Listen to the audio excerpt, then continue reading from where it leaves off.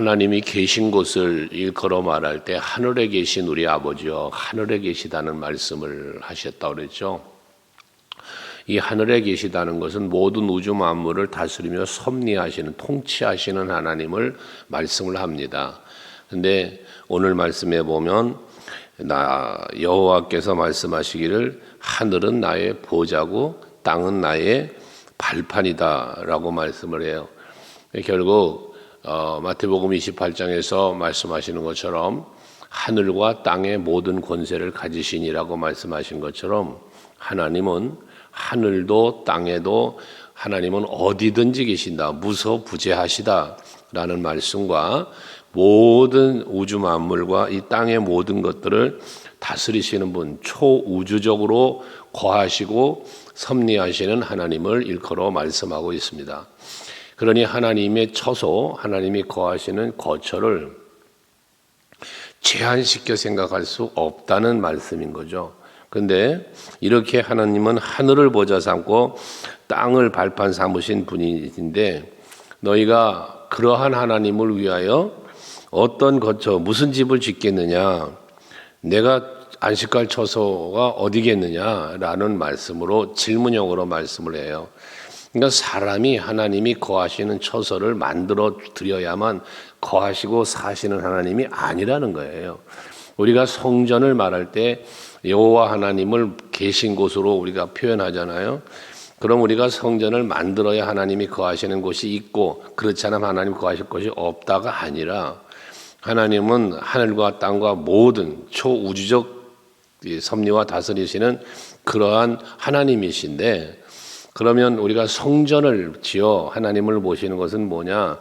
내 삶의 현장에 우리들이 살아가고 있는 삶의 현장으로 하나님을 모시는 것뿐 우리들 삶 가운데 함께 해 주시기를 간절히 바라는 마음으로 우리가 성전을 건축하고 이곳에서 하나님을 만날 뿐이지 그럼 성전 외에는 하나님이 안 계시다가 아닙니다. 하나님은 어디든지 계신다라고 하는 말씀을 하나님은 하고 계시는 거예요. 근데 특별히 하나님이 거처를 어디로 삼고 싶어 하시느냐? 이렇게 건물의 성전도 거하시지만 이건 유형적 교회라고 그랬잖아요. 사실은 실제 하나님은 여러분의 마음에 거하시고 싶어 하시는 거예요. 그 우리의 심령 속에 하나님은 계시고 싶은 거죠. 그래서 심령이 가난한 자가 복이 있다. 천국이 저희 것입니다라고 말씀하는 것은 우리의 심령이 가난한 자가 되어 하나님의 은혜와 하나님을 사모하며 그 예수를 내 안에 모실 때 여호와가 내 안에 계실 때 드디어 내 마음의 천국이 이루어짐을 말하는 거잖아요.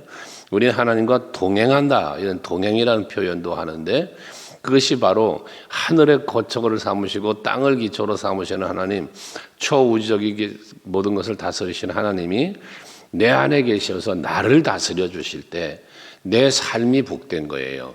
여러분의 심령을 여러분의 마음을 하나님이 다스려 주시면 그 마음에 평안이 있는 거예요. 예수께서도 계속해서 말씀하시지 않았어요? 공생애 동안에도 말씀하셨고 부활 후에도 말씀하셨고 평안을 말씀을 하세요. 근데 그 평안의 말씀의 메시지 속을 들여다보면 항상 뭐합니까? 내가 너와 함께하마. 내가 너와 함께 하신다는 거예요. 영접하는 사람, 믿는 사람 이걸 계속 말씀을 해요. 거기에는 뭐가 있다고 그래? 하나님의 자녀가 된 권세를 얘기해요. 성령이 임하니까 권능을 받는다고 그래요. 그게 여러분 여호와가 내 안에 계시고 예수가 내 안에 계시고 성령이 내 안에 계시면 우리는 권세자가 될 수 있고 세상을 이길 수 있고 우리의 마음도 평안 중에 거할 수 있게 되어짐을 말하는 것입니다. 그러므로 우리가 어떤 외형적인 거처를 만들어 하나님이 계시게 하는 것보다도 우리의 심령의 중심에 믿음으로 예수를 모시고 여호와를 모시고 살기 위해 힘쓰는 여러분들이 되기를 바랍니다. 이렇게 하나님께서는 거처를 말씀하시면서 친히 하나님이 돌봐주시는 대상을 말씀하고 있어요. 2절에 보면 거기 2절에 보면 마지막에 2절 마지막에 보면 그 사람은 내가 돌보려니와 그랬어요. 그 사람은 내가 돌보려니와 라고 했는데 그 사람이 누구냐? 2절에 보니까 내 손이 이 모든 것을 지었으므로 그들이 생겼느니라 하시며 모든 만물을 지으신 창조주 하나님, 그 창조주 하나님이 누구를 지었어요? 그 사람도 지었어요. 여러분도 지으신 거예요, 하나님이. 그게 우리는 하나님의 피조물이 된 거예요. 하나님이 만드시고 하나님이 택하시고 하나님의 자녀를 삼아 주셨어요, 우리에게. 바로 그렇게 하나님께 택함받고 세움을 입은 자들, 이 하나님이 돌봐주시는데, 거기 보면 그랬어요. 무릇 마음이 가난하고 심령에 통해하며 그래요. 마음이 가난한 사람을 하나님이 돌봐준다는 거예요. 앞에 심령이 가난한 자 그랬잖아요. 여러분, 우리의 마음이 가난함이 뭐예요?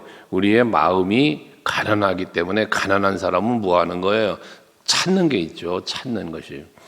하나님의 은혜를 찾는 거예요. 하나님의 돌보심을 찾는 거예요. 구하는 거죠. 그때 하나님은 그런 사람을 돌보아 주신다는 거예요. 오늘도 여러분 마음의 간절함, 사모함을 갖고 하나님을 찾으실 때 하나님 여러분 만나주시고 여러분을 돌보아 주시는 겁니다. 또 심령에 통해하는 사람이라 그랬어요. 심령에 통해하는 사람, 이건 회개하는 사람이에요. 여러분 마음에 죄악된 생각이 들어오지 못하도록, 또 우리의 마음이 하나님 앞에 악한 생각을 품지 않도록 우리 마음을 늘 살피고 그리고 죄를 미워하며 하나님의 뜻을 따르기 위해서 힘쓰는 사람, 이 통회하는 사람입니다. 그 통회, 자복, 이걸 뭐로 표현해? 회개로 표현하잖아요. 그래서 항상 우리는 자신을 살펴 하나님 앞에 생각하는 것, 말하는 것, 행동하는 모든 것들을 하나님 앞에서 살펴서 부끄럽고 또는 더럽고 연약하고 등등에 해당되는 것은 늘 회개하며 돌이키기 힘쓸 때에 하나님이 그러한 여러분을 돌보아 주신다는 거예요. 그리고 내 말을 듣고 떠는 자라고 했습니다. 하나님의 말씀을 듣고 떤다. 이 말씀을 듣고 떤다는 건 뭐냐? 순종을 말하는데, 이건 다른 말로 표현하면 여호와를 경외하는 마음을 가진 거예요. 그래서 2절에서 말하는 마음이 가난한 자, 심령에 통해하는 자, 하나님의 말씀을 듣고 떠는 자, 이거 다 한마디로 요약하면 여호와를 경외하는 사람입니다. 여호와를 경외하는 사람, 여호와를 두려워한다, 여호와를 사랑한다, 여호와를 신뢰한다, 여호와를 높여드린다, 이게 다 경외함 속에 있는 뜻이라고 그랬잖아요. 이런 사람을 하나님은 돌봐주신다. 오늘 이 아침에도 여러분들에게 이 오늘 여기 말씀하고 있는 세 가지의 모습이 여러분에게 있어서 마음이 가난하고 심령에 통해함이 있고 하나님의 말씀을 두려워하며 그 말씀을 지켜 행하기에 힘쓰는 여러분들이 되셔서 오늘도 한날 하나님의 돌보심 속에서 평안한 하루를 살아갈 수 있기를 바랍니다. 그러면서 3절 이하에는 하나님 앞에 제사를 드리는데, 하나님 앞에 여호와를 경배한다고 하는데, 그런데 그러한 모습이, 그들의 경배함과 여호와께 제사하며 여호와를 찾는 저들의 행위가 잘못되어진 자들의 모습을 말하고 있어요. 3절에 보면 거기 보면 뭐라고 했습니까? 소를 잡아 드리는 것은 살인함과 다름이 없이 하고, 또 어린 양으로 제사를 드리는 것은 개의 목을 꺾음과 다름없이 하며, 이 하나님 앞에 제물을 드리는 거예요. 소를 드리고 또 어린 양으로 제사를 드려요. 제물은 소예요. 제물은 양이에요.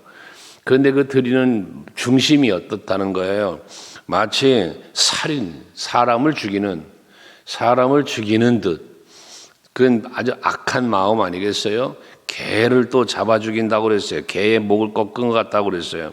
개를 제물로 바치는 것은 부정한 제물을 하나님 앞에 드림을 상징하는 거거든요.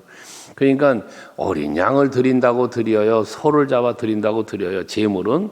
그러나 저들의 마음 중심이, 앞에서 말한 마음이 가난한 자, 심령이 통해하는 자, 이런 심령이 아니고 하나님 앞에 드림이 이런 아주 거짓된 마음, 온전한 마음이 아닌 가증스러움으로의 제사를 드리고 있는 걸 말하는 겁니다.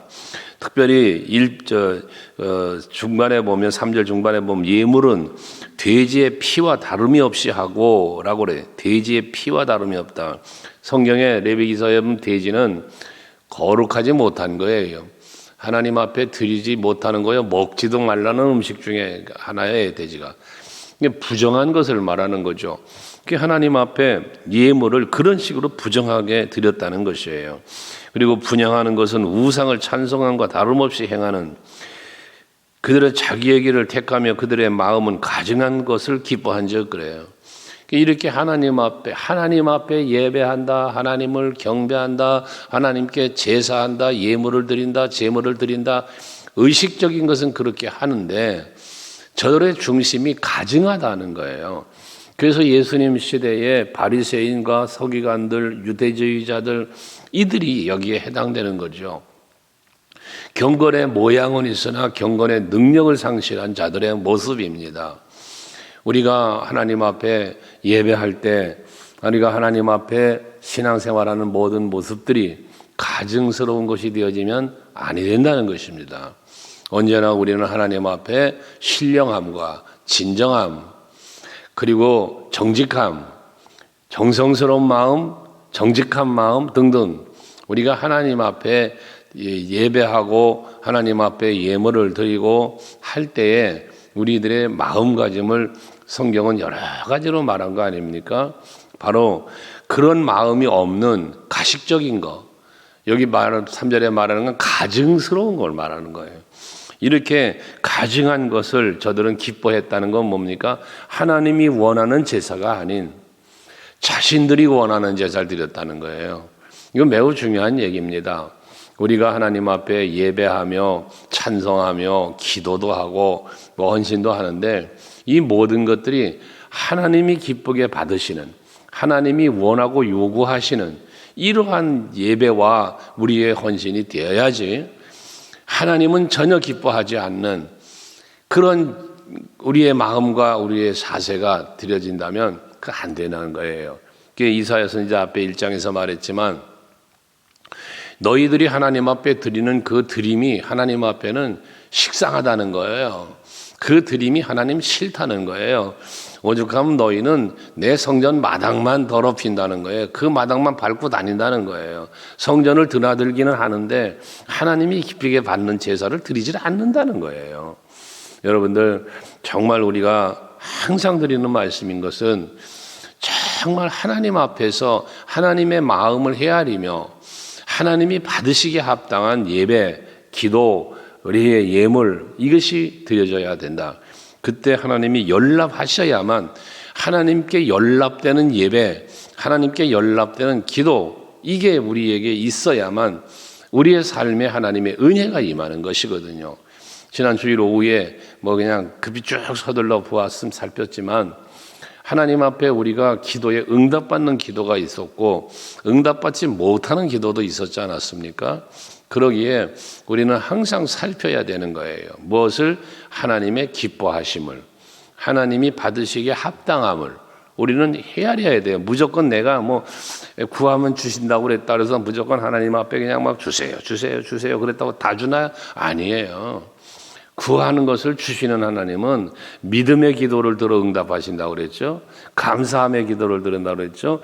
통회하는 마음 기도를 들으신다고 그랬잖아요. 오늘 본문에도 말하는 것처럼요. 그러니 우리의 기도가 단순한데 욕심으로 구하는 기도는 응답 없어요. 내가 욕심이 있어서 이것이 내게 있어야 되겠기에 하나님 주셔야 됩니다. 이거 꼭 좀 주세요. 너무 필요해요. 오늘 꼭 있어야 돼요. 내일까지는 돼야 돼요. 이게 여러분 우리의 욕심, 우리의 필요를 구한다고 되는 게 아니다 그 말이에요. 모든 간구와 기도는 하나님의 필요에 따라 구하는 것이에요. 하나님의 뜻을 따라 구하는 거예요. 그래야 그것이 응답이 있고 거기에 하나님의 돌보심이 있다는 것입니다. 4절은 또 이어서 말하기를 나 또한 유혹을 그들에게 택하여 주며 그들이 무서워하는 것을 그들에게 임하게 하리니, 이게 기가 막힌 얘기 아닙니까? 하나님이 저들에게 응답을 주시는 것처럼 말해요. 근데 뭘 주신다고요? 하나님이 유혹을 그들에게 택하여 주고 또 무서워하는 것을 그들에게 임하게 한다. 이 하나님은 우리에게 평안을 주시고 기쁨을 주시고 그러시는 하나님인데 어째 하나님이 주시는 것이 유혹을 갖다 주고 무서워하는 걸 준다고 그러시냐 말이에요. 이게 뭐 하는 거예요? 그 이유를 뒤에서 말합니다. 이는 왜 하나님은 이렇게 하느냐? 내가 불러도 대답하는 자가 없으며 내가 말하여도 그들이 듣지 않고 오직 나의 목전에서 악을 행하며 내가 기뻐하지 아니하는 것을 택하였습니다라고 합니다. 가증스러운 제사, 헛된 제사에 대한 하나님의 보응입니다. 그러니 우리는 여러분 11조 얘기도 지난주에 오해했지만 하나님이 여러분 없어서 여러분들에게 드리라는 거 아니라고 그랬잖아요. 여러분 이삭을 제물로 드리라고 말씀하신 하나님을 말씀을 묵상하고 사르와 과부의 이야기도 하면서 여러분들에게 말씀을 드린 바지만 하나님이 소고기가 먹고 싶어 송아지 잡아 드리라고 합니까? 어린 양의 고기가 먹고 싶다고 양을 잡아 드리라 합니까? 사람 고기 먹고 싶어 이삭을 잡아 드리라 합니까? 아니라는 걸 우리가 알지 않습니까? 우리는 하나님 앞에 드림이 인색함이 되지 말아야 할 이유, 우리가 하나님 앞에 드림이 정성스러워야 하는 것, 정직해야 하는 이유가 무엇 때문입니까? 하나님이 우리에게 요구하는 마음이기 때문에 그렇습니다. 예수께서는 분명히 말씀하시죠. 네 보물이 있는 곳에 네 마음이 있다. 그 하나님께서 네 보물을 하늘에 쌓아두라 하실 때에 하늘에 보물이 없어서 보물이 필요해서 그 보물의 보물을 거기 쌓아두라가 아니에요. 거긴 동록이 해하지 않고 도둑이 훔쳐가지도 않는다고요. 여러분들이 그 하늘에 쌓아둔 거 하나님이 잘 지켜두었다가 여러분 하나님의 나라에 오면 그거 다시 주시면서 이거 네가 여기 쌓아놓은 거야, 이거 갖고 너 살아, 그런 하나님의 나라 아닙니다. 그런 가난한 나라가 아니라고요. 거기에는 여러분들이 드린 물질이 없으면 살 수 없는 나라가 아니라 말입니다. 하나님께 나라는 우리의 필요와 우리의 삶의 모든 것, 우리의 영생을 누림에 있어 필요한 모든 것들은 하나님의 영광으로 있는 거예요. 그럼 왜 보물을 하늘에 쌓아두라 합니까? 여러분, 보물을 하늘에 쌓아두라는 것은 우리의 마음이 하늘에 있기를 원하는 거예요. 이걸 여러분들이 헤아리며 하나님 앞에 예배도 하고 드림도 있고 헌신도 해야 되는 거예요. 그러니 중요한 건 뭐냐? 하나님이 부르실 때 예, 제가 여기 있습니다. 부르시며 응답하고 하나님께 찾아 나아가고 이 경배도 하나님의 마음을 헤아리며 가야 되는데 하나님 말씀은 듣지도 않을 뿐더러 또 하나님이 목전에서 악만 행했다는 거예요. 그래서 내가 기뻐하지 아니하는 것을 택했다는 거예요. 여러분, 우리가 하나님이 기뻐하는 일을 택하여야 돼요. 그러면 하나님의 은혜는 여러분들의 삶의 현장에 임하는 거예요. 그 돌보심의 은혜 속에 사는 거다 그 말입니다. 하나님의 보응은 반드시 있어요. 하나님의 사랑을 이야기하면서 공의를 꼭 이야기하죠. 우리는 사랑도 기억해야 하지만 공의도 기억해야 돼요. 내가 어떻게 행하든 그 행함에 합당한 은혜를 주시는 거예요. 그게 보응이에요. 오늘 하루를 사시는 여러분들, 이 아침의 예배와 여러분의 기도 때문에 하나님이 그에 합당한 보응을 응답으로, 평안으로, 또한 복된 삶으로 베풀어 주시기를 축복해요. 그러면서 5절에 보면 여호와의 말씀으로 말미암아 떠는 자들아 그랬어요. 여호와의 말씀으로 말미암아 떠는 자들아, 이 하나님을 경외하는 마음으로 말씀을 받는 자를 일컬어 말하는 거예요. 이 아침에도 하나님께서 주시는 말씀을 여러분 두렵고 떨리는 마음으로 받아야 돼요. 그것이 여러분 심령에 새겨지는 말씀이 되는 거고요. 그래야 그 말씀대로 내가 사는 거거든요.